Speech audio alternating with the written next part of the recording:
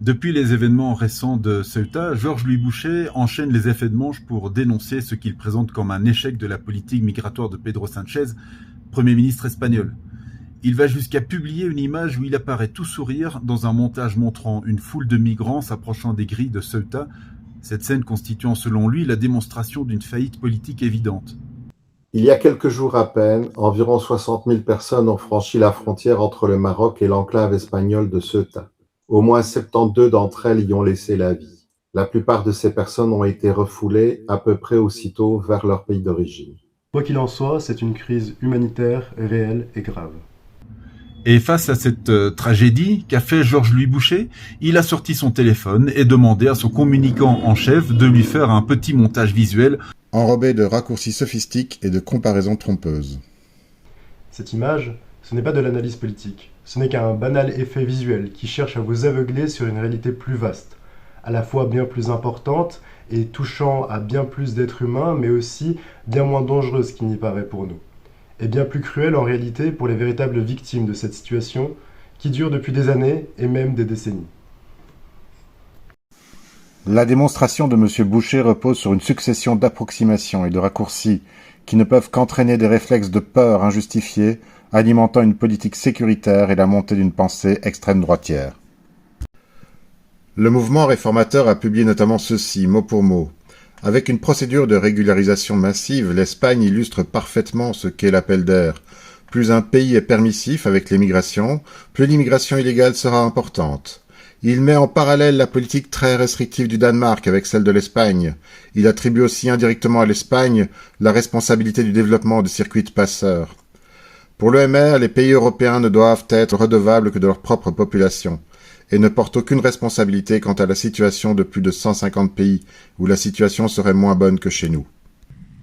En conséquence, il réclame la suspension partielle de l'Espagne de l'espace Schengen et l'application d'une politique plus restrictive sur l'accueil des migrants et migrantes. Premier sophisme, l'Espagne serait laxiste. L'Espagne n'a jamais pratiqué une politique de frontières ouvertes. Depuis plusieurs années, les gouvernements espagnols renforcent les contrôles, coopèrent avec le Maroc et participent pleinement à la politique européenne de contrôle des frontières extérieures. Présenter Pedro Sánchez comme le représentant d'une politique particulièrement permissive ne correspond tout simplement pas à la réalité, en aucune manière. Selon le président du MR, qui s'inscrit dans un vaste mouvement de droite dure, que l'on ne devrait pas hésiter à qualifier d'extrême droite, le gouvernement espagnol aurait lancé une immense opération de régularisation qui expliquerait un prétendu appel d'air. Le plan de régularisation espagnol lancé en avril 2026 pourrait concerner jusqu'à 500 000 personnes, déjà présentes sur le territoire et non de nouveaux arrivants. Des gens qui y vivent et y travaillent souvent depuis des années. Et pour ce plan limité, plus d'1 million de demandes ont été déposées. 1 million de dossiers pour 500 000 places. L'Espagne ne régularise pas tout le monde. Elle trie, elle filtre et elle refusera la majorité des dossiers. Et n'oubliez pas les centaines de milliers de personnes, toutes des êtres humains, qui ne seront pas reçus. En fait, on en est réduit à défendre un gouvernement qui pratique la politique que nous dénoncions il y a 30 ans, parce qu'elle était alors trop répressive. Histoire de rappeler où on en est avec Overton, quoi. Autre sophisme, celui de l'appel d'air, une fausse causalité. Cette idée, c'est une thèse, pas un fait. Elle est répétée depuis des décennies comme une évidence, alors que les travaux de recherche montrent une réalité beaucoup plus complexe. Les migrations dépendent avant tout des guerres, des crises économiques, des écarts de niveau de vie, des réseaux familiaux, des effets du changement climatique ou encore des liens historiques entre États. Pas d'un décret administratif signé à Madrid. Réduire des mouvements humains aussi complexes à une variable politique relève du slogan, non de l'analyse ou de l'observation des réalités globales. Troisième sophisme, une comparaison dénuée de raison. Comparer l'Espagne au Danemark n'a guère de sens. Le Danemark n'est pas situé aux portes du Maghreb, ni sur l'une des principales routes migratoires de l'Europe. Une comparaison honnête devrait plutôt être menée avec l'Italie, la Grèce ou Malte. Or, que fait Giorgia Meloni, élue sur un discours de fermeté totale? Son gouvernement a ouvert pour 2026-2028 un quota légal de près de 500 000 travailleurs étrangers, plus que n'importe quel gouvernement italien avant elle. Et ce n'est pas non plus une première en Europe. L'Allemagne de Merkel a accueilli plusieurs centaines de milliers de personnes en 2015-2016. non pas tant par humanité que par souci de satisfaire la demande de main-d'œuvre des entreprises. Les évaluations vont jusqu'à 1 million de personnes. Personne n'a alors parlé d'effondrement de l'état de droit allemand, et peu nombreux ont été les libéraux qui dénoncèrent un danger pour l'Europe. D'ailleurs, 10 ans plus tard, on cherche encore les effets dramatiques de cette politique. En tout état de cause, ces décisions, celles de Meloni ou de Merkel, n'ont pas transformé leur pays en territoire sans contrôle. La politique de Sanchez n'est ni plus ni moins celle de l'Italie et de l'Allemagne à quelques nuances près. Dernier sophisme, peut-être le plus grave, la généralisation abusive. Dans son visuel, le président du MR fait également un parallèle entre la présence des migrants, les étrangers en général et les prisons. La proportion des étrangers, en particulier des illégaux, serait énorme par rapport aux Belges. C'est oublier ce qu'est la justice et comment elle fonctionne. Boucher ramène presque tout en Belgique au chiffre de 43% de détenus étrangers. Mais il ne dit jamais que ces personnes souvent plus pauvres, moins bien défendues, sont aussi plus souvent placées en détention préventive avant tout jugement et condamnées plus facilement faute de moyens pour se défendre. Pour le dire de manière plus en rapport avec la profession de Georges Louis, la littérature montre que la précarité économique, les difficultés d'accès à une défense efficace, les détentions préventives plus fréquentes et certains biais institutionnels peuvent conduire à une surreprésentation carcérale. Autrement dit, une partie de cette population n'est pas en prison parce qu'elle est plus dangereuse, mais parce qu'elle est dans une situation plus précaire. C'est vrai quand on est étranger ou national, mais c'est évidemment plus fréquent dans le premier cas. Confondre ces chiffres avec une preuve de dangerosité, c'est confondre pauvreté et criminalité. C'est intellectuellement malhonnête. Boucher prétend à une migration choisie, responsable, juste notre part, notre devoir humanitaire.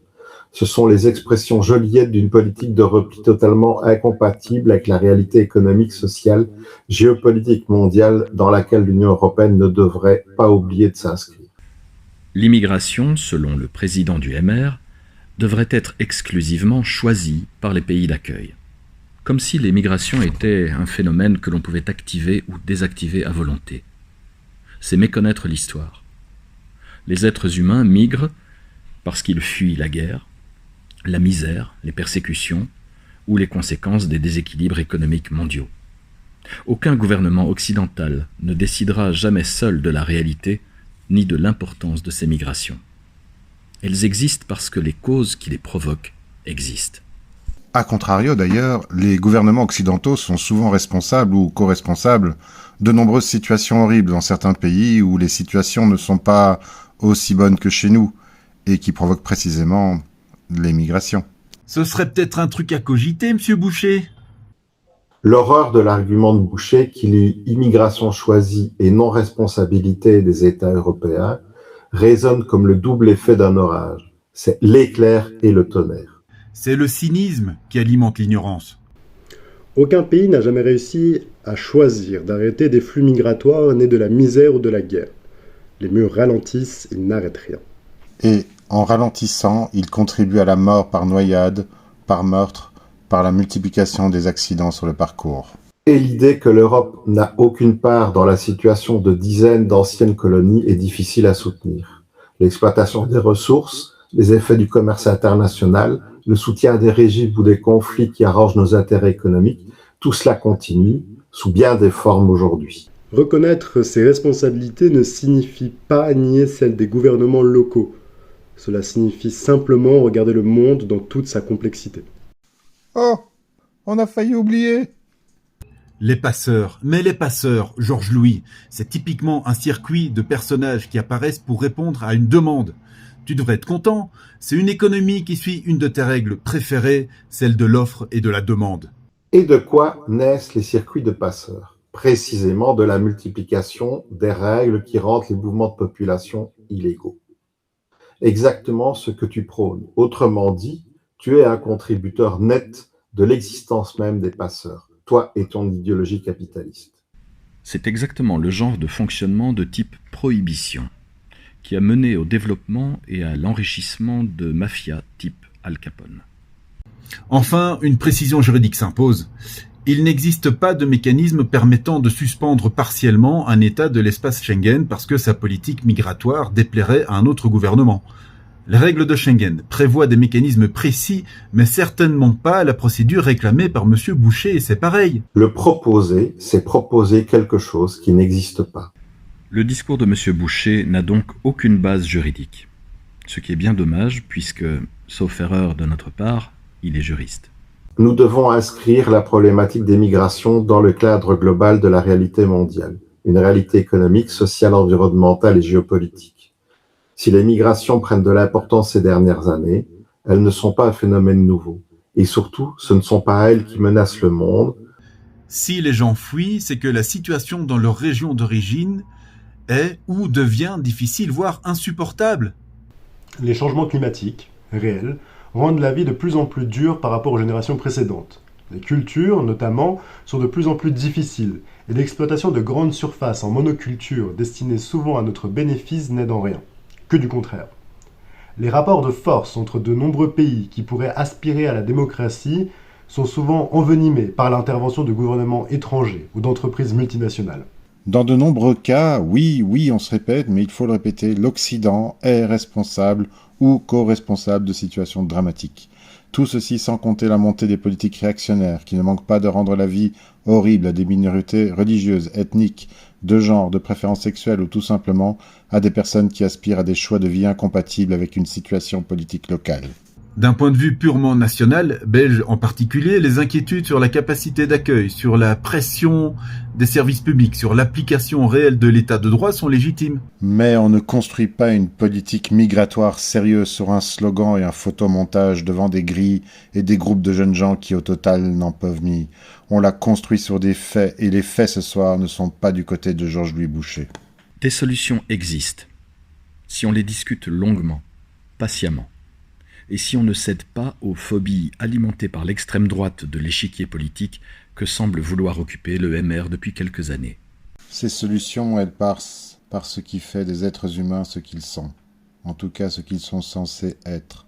Solidaires, capables d'empathie et de coopération, aussi bien que de raison face à la montée des risques planétaires. Nous ne sommes pas dans un film de SF où les zombies sont sur le point de prendre une forteresse d'assaut.